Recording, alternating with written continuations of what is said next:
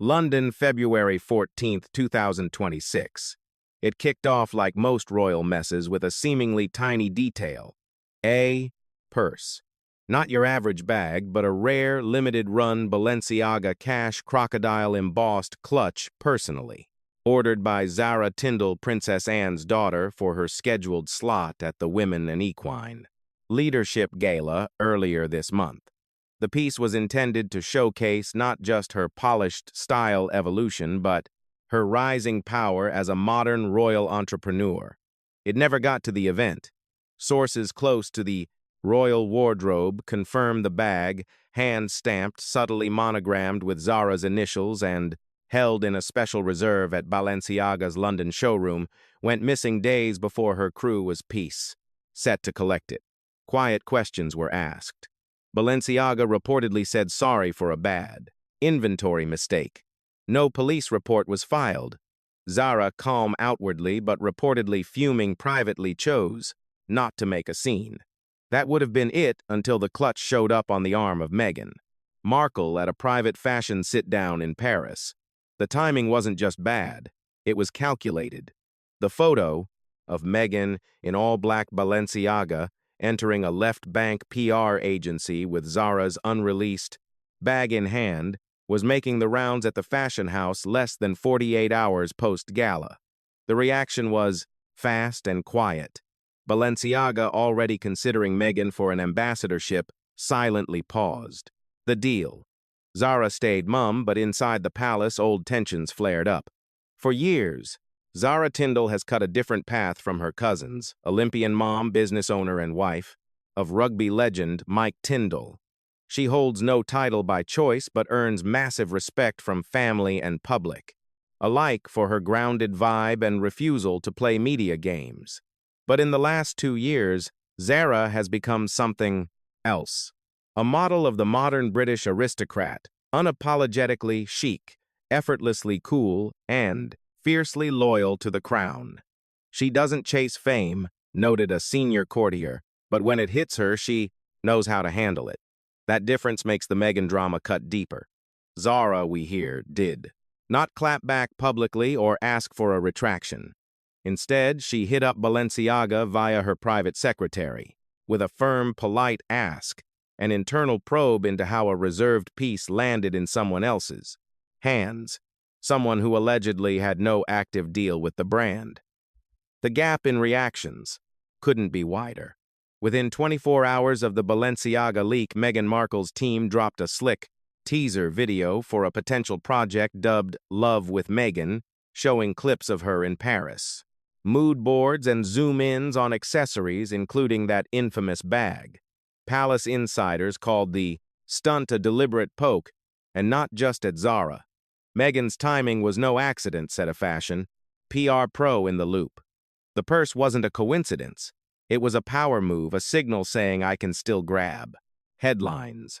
Behind the curtain, though, Meghan's standing was starting to crack. Despite hitting Paris Fashion Week and stepping out in Balenciaga, allegedly on an invite from creative director Pierpaolo Piccioli, it later came out that Meghan was never confirmed as an official guest by the brand's internal team. Her name wasn't on any approved ambassador lists. Her sudden link to the house raised red flags inside, especially given fresh rumors about her past wardrobe issues. Zara Tindall's dislike for Meghan Markle has never been loud, but it's long been guessed. While Catherine, Princess of Wales, kept a diplomatic distance early on, Zara wasn't buying it. According to a family friend, she always found Meghan dramatic, calculating, and honestly draining. Even before the split at royal gatherings, Zara reportedly kept her space. Shots from the Queen's Platinum Jubilee in 2022 show her turning away as the Sussexes arrived at St. Paul's Cathedral.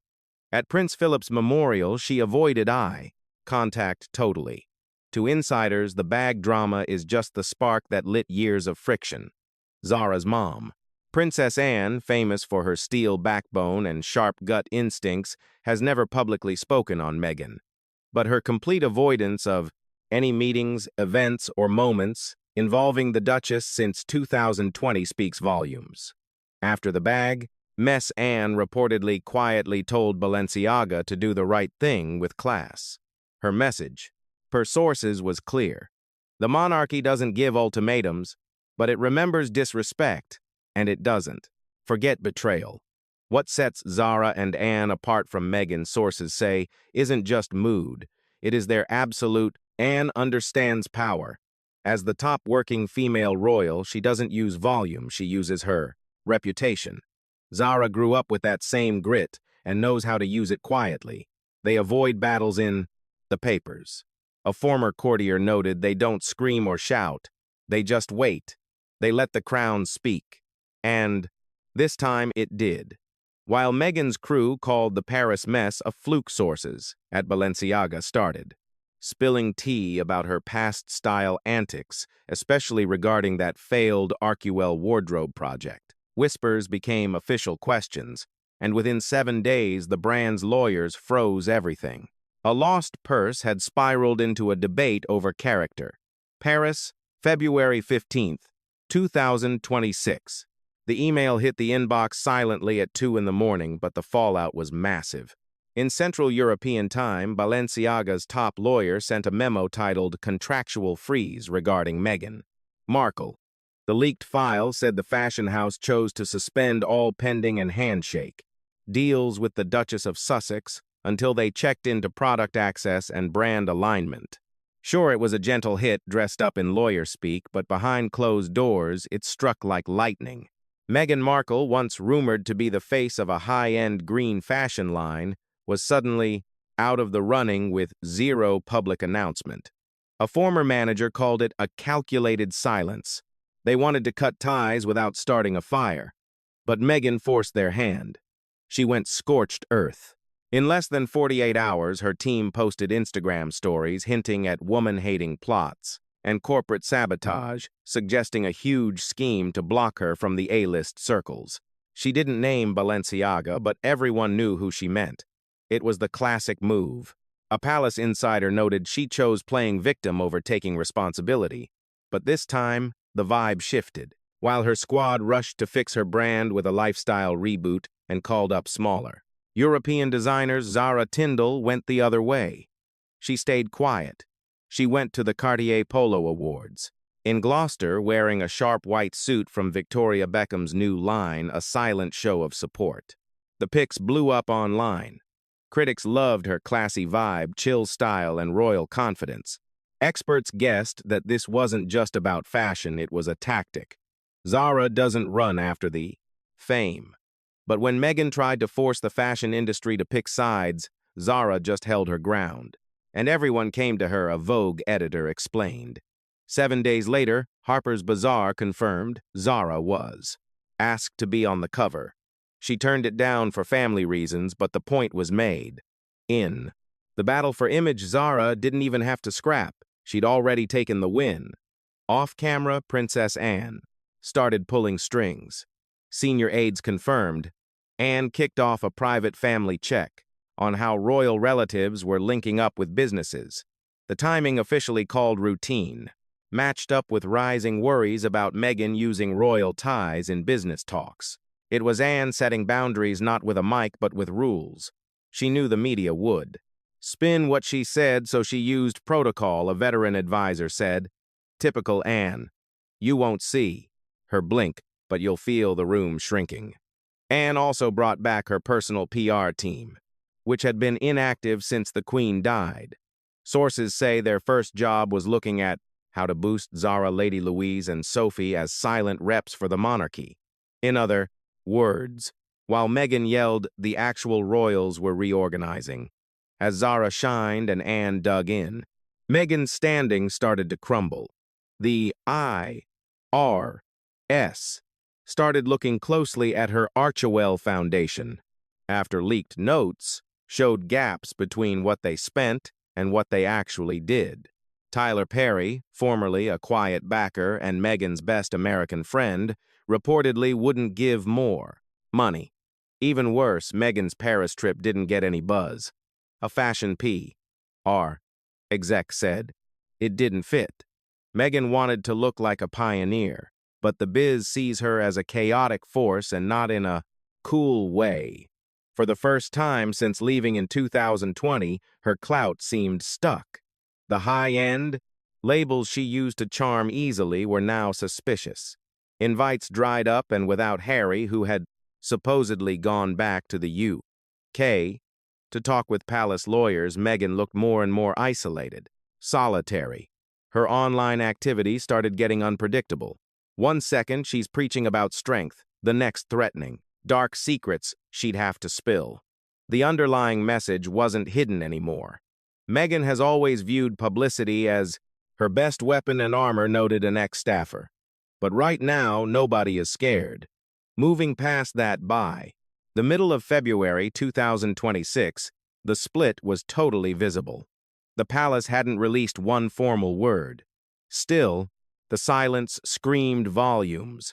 Boundaries were set and teams picked. Inside the quiet halls of Bagshot Park and the exclusive grounds at Windsor, the talk got serious. Zara Tindall, who used to be seen as just a minor royal, was suddenly the focal point of a major shift, not because of some order, but due to her class. She didn't do a thing, which was the whole point. Lady Louise Windsor was actually spotted leaving the rear exit of Zara's apartment in London the day after that Paris-style drama blew up on the web. Wearing a dark blue trench and cap, she kept it low-key. No paparazzi, no comments, no security team. But if you were paying attention, that visual spoke volumes. Louise and Zara have always been tight. They were both raised away from the main royal grind. They both got how effective quiet influence is. Right then, it was obvious Zara had backup. A few days later, the Duchess of Edinburgh, formerly the Countess of Wessex, was snapped with Louise and Zara at a closed horse-riding meet out in Oxfordshire. The press wasn't allowed. Nothing went up on Instagram. But insiders verified that this meetup was not just for fun. It was about fixing the story from the inside, claimed a press aide. Sophie acts as the link across age groups, and when she steps up, people watch. Sophie had been silently watching while Meghan's attitude toward Zara went from snarky to out in the open, even though Meghan used to tease Zara for being rough and unimportant. As soon as Zara started getting asked to high-end galas and diplomatic parties, that flipped. According to an Archewell employee, Meghan freaked out when she found out Cartier invited Zara, not her, to help lead the next Windsor gala. She instantly tapped her contacts, trying to launch a rival press blitz. It blew up in her face. Trying frantically to recover, Meghan looked to Princess Beatrice and Princess Eugenie, her last connections to the monarchy, who were still close by. The York girls used to be understanding, maybe even on her side. But come 2026, they chilled out.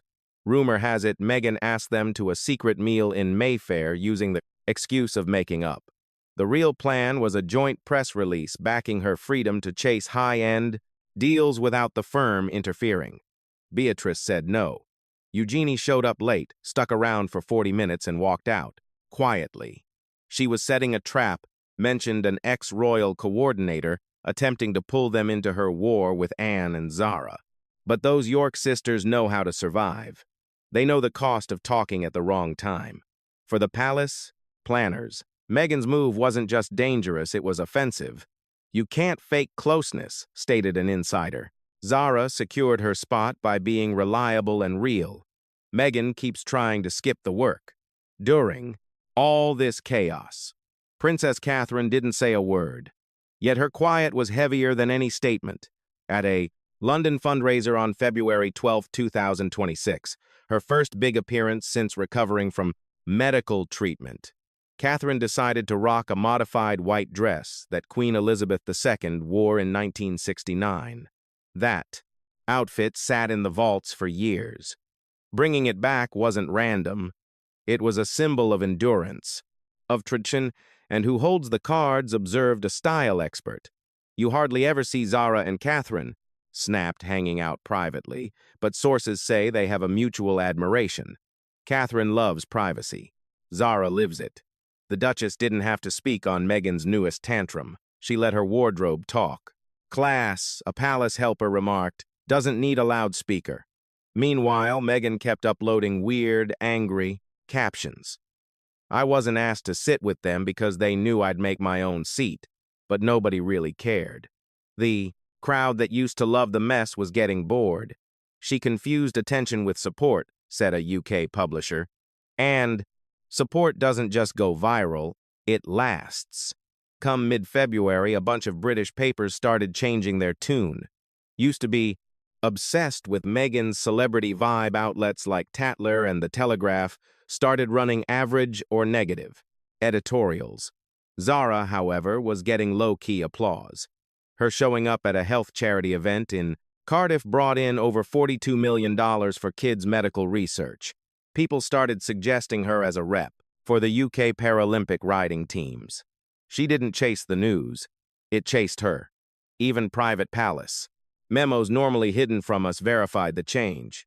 A systemic correction is happening right now. Read. A single unauthorized note slipped out from the Lord Chamberlain's desk, suggesting a shift in hierarchy for the greater good.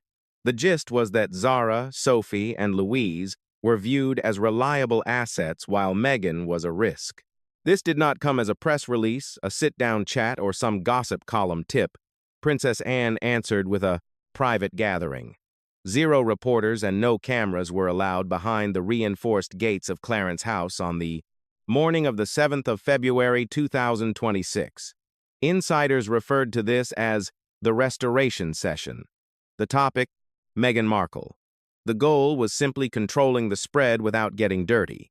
Anne, the hardest working royal and oldest, enduring symbol of the monarchy's stability, put on what a staffer later called a clinic in self-discipline. She never actually uttered Meghan's name. The aide noted, not because she was scared, but because acknowledging the mess validates it. Rather, Anne concentrated on protecting the brand by acting differently.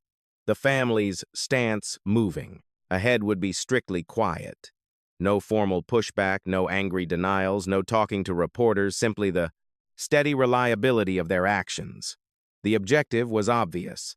Let Meghan's drama crumble from its own burden. Records show that Anne established what they termed the silence doctrine. The concept was straightforward. The monarchy does not fight on Instagram. The monarchy does not run after headlines. The monarchy lasts. However, Meghan feeling shut out increased the pressure. Only 3 days after Zara snagged a special hosting gig at the Royal Ascot Fashion Pavilion, a spot once suggested for Meghan back in 2020, her camp sent out a veiled threat. A closed envelope was brought by hand to a London law office that acts for a charity partner of the palace. The warning stated that if damaging implications against the Duchess persisted, even via silent gestures, she would think about officially publishing old digital messages exchanged with unnamed high-ranking royals. The meaning was impossible to miss. Meghan was vowing to spill private texts. Officials at the palace called this the Windsor Archive gamble. She is waiting for them to blink, noted a royal advisor. But you cannot rattle a foundation designed to survive the fall of empires. Anne's advice was to disregard it, and so they did. What Meghan failed to predict was the chain reaction beyond the castle gates. Inside the fashion world, particularly across Europe, her brand started rotting. Following her supposed brush-off of Zara in Paris and the pushy media blitz afterward, multiple high-end labels silently pulled back upcoming deals. Chanel previously whispered to be discussing an eco-friendly partnership with Meghan, released a quiet marketing pivot featuring their horse-riding line, with Zara Tindall serving as an unspoken brand representative. 0 fanfare, merely a Vogue spread. At the same time, bosses at Dior and Burberry, who had both gotten pushy demands from Meghan's team to put her in spring 2026, ads chose to stay away. She does not embody subtlety, claimed a French publicity head, and subtlety is what we sell. Conversely, Zara's 2026 schedule booked up fast. She was co-chair of the Royal Charity Polo Match, riding director for the Commonwealth Youth Games, and starred in the Heritage and History edition of Harper's Bazaar UK. She made no calls. She took no money, yet opportunities appeared. She never pushed to the front, said a style editor. She just never stumbled. In a chaotic series of events. The brilliance of Zara's reaction to Meghan's jabs wasn't about being smart, but about her decision not to play along. When a reporter at a Glasgow equestrian event asked if she had viewed Meghan's new social media video where Meghan sported a copy of Zara's 2022 ascot outfit captioned, "True class requires no pedigree," Zara paused briefly, then replied, "Some folks ride horses, others ride the news cycle. I stick to the first one."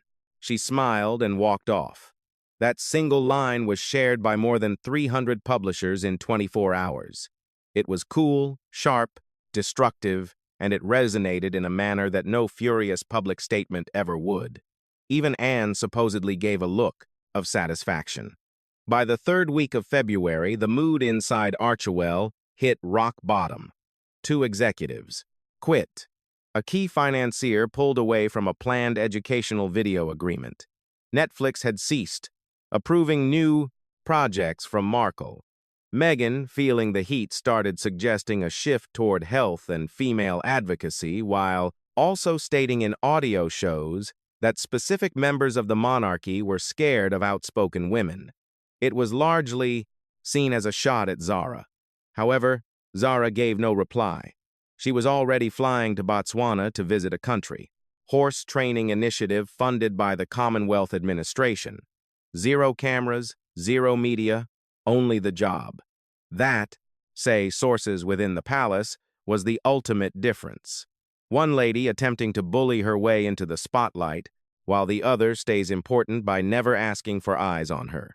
Ultimately, the people started picking sides, and they picked the reluctant royal narrative was fading. Come late February 2026, the barriers protecting Meghan Markle's polished public image started wearing thin. Her standard toolkit of media exclusives, couture cameos, and hardship stories just didn't generate the massive buzz they used to. Rather, every move to grab the spotlight crashed into a quieter, stronger opponent, palace discipline. And holding the line of that discipline were 2 key players, Zara Tindall and Princess Anne, who picked peace over drama, steadiness over chaos. The initial crack didn't show up in court or a newspaper, but on audio. On February 22nd, Meghan guested on an American female leadership program called Undaunted. The trailer was classic Markle. Flowery language, smooth tones, managed anger. Yet somewhere, amidst the prepared remarks and raw feelings, her mask slipped. Some ladies remain silent for safety. Others do it because they learned quiet equals class. But I think keeping your mouth shut is sometimes just agreement, particularly when you see a person getting destroyed for standing out. The interviewer agreed nicely. However, behind the curtain, staff confessed. Meghan redid her lines 3 separate times and demanded total creative authority, which never happens there. She wasn't inspiring anyone. A staffer whispered off the record. She was coming undone. The issue was, she lacked a specific target. No direct insults, no controversy to fight, only the rising sense that the palace ladies she previously teased were silently outshining her. Zara never sought fame.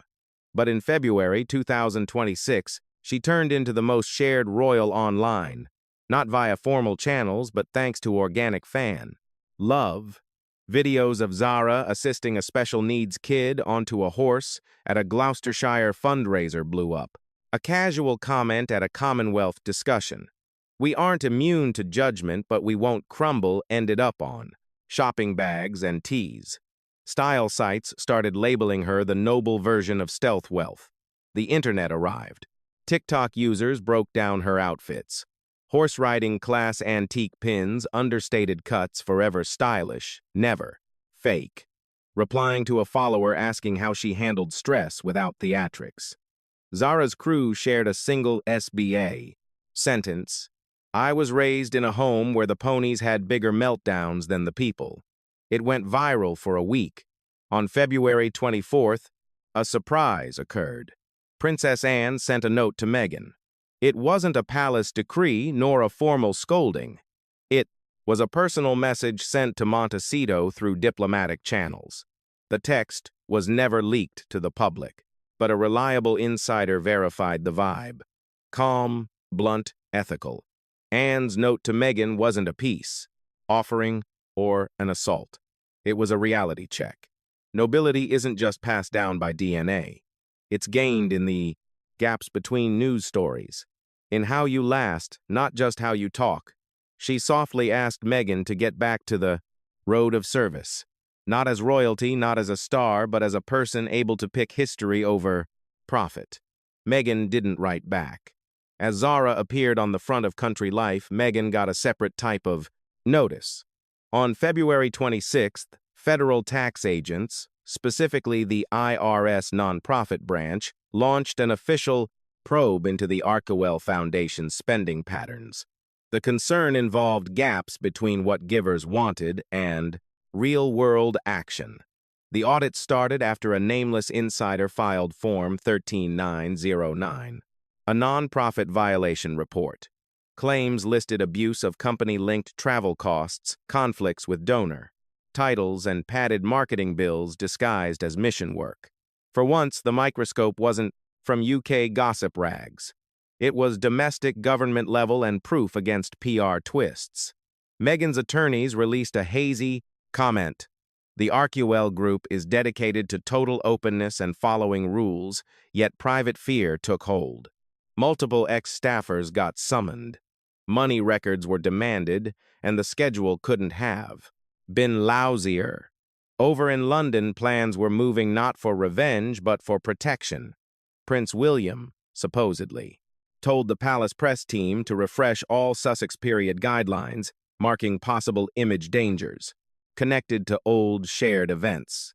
Princess Catherine suggested all charities under her watch to quietly steer clear of partnerships tied to Archewell. Zara stayed out of it. When a palace helper asked if she cared to discuss, the Markle stressed her answer was solid Windsor iron. If you handle your business, you don't need to clarify what you skipped. Meantime, Anne strategized with court solicitors to guarantee the crown wouldn't get pulled into any U.S. evidence searches. If Meghan chased a lawsuit, as she implied, they would neither help nor escalated. Block. We aren't characters in her book, Anne stated. We are the paper she can't edit. A ghostly picture surfaced from an L.A. coffee shop. Meghan's solo mirrored in a shop pane. The caption read, formerly the Duchess, now the outsider. An insider near Prince William noted later. She craved authority. She forgot we don't just display it, we embody it. Over in Britain, Zara viewed the media storm with silent detachment. She had just gotten back from a 3-day veterinary symposium and was getting ready for a military charity ball. As she climbed out of her limo wearing a dark blue cloak and diamond pin, a journalist yelled, "Any comment on Meghan?" Zara smirked slightly and replied, "Unnecessary." The onlookers cheered. The gates shut behind her. And just like that, the globe shifted its focus back to people valuing duty over drama. Beneath the rainy London spring morning, Zara Tindall walked past the wrought iron bars, not as an Olympian or a queen's granddaughter, but as the freshly named Special Envoy for Heritage and Sport, a title forged to honor her decades of work for the Commonwealth. No press release dropped beforehand.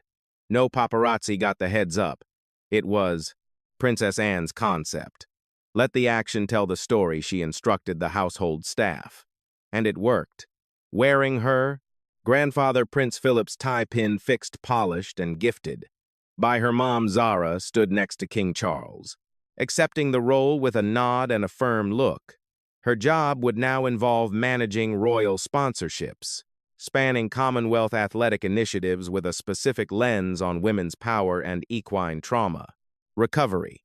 No sparkle, no behind-the-scenes cameras, only duty. That morning, Meghan Markle started a worldwide stream called The Price of Quiet, broadcast from a posh downtown Los Angeles loft. with perfect lighting, a couture outfit, and a monochrome highlight reel of Windsor clips looping in the back. Meghan spoke to a crowd of almost 500,000. She started quiet, then edged up her voice. The crown taught me dignity meant grinning in, "Hush, but quiet isn't peace, it's consent." She didn't drop names, but the digs were obvious. She mentioned being iced out of family meals and watching, while others cemented their influence by overlooking wrongdoings. She claimed she opted to leave instead of fading, and closed with a cold promise. "I'll tell my daughter the reality they couldn't stand." Hearing from me, some cheered, others winced, but inside 24 hours the stream was buried by something Meghan hadn't expected. The Royal Archives revealed a permanent new display called Service in Motion within Windsor Castle. Among the highlighted names were Princess Anne, the late Queen Elizabeth II, and Zara Tindall. Zara's section featured notes from young women she coached in sports footage from veterans, medical center tours, and the gear she used to win gold in the 2012 Olympics. No #drive, no corporate branding, just results. By the way, "out" was a line from Princess Anne. Some speak of heritage, others live it. Come rain or shine, it was the week's most viral phrase. Meghan was snapped solo exiting an L.A. law, firm with papers in her grip mouth, set in a grim line. Sources say she's thinking about civil libel suits against vague palace aides. That evening, Zara and her spouse, Mike Tindall, went to a military charity event at Sandringham. A young kid in a wheelchair came up to her. Zara crouched down and asked softly, "What is your big wish?" The girl answered, "To have courage like you." Zara grinned. "I reckon you already do." No live stream, no sound bites, no theatrics. Only history. And for the first time, the globe witnessed the real split. One woman pursued the narrative control. The other turned into the chapter. History decided to.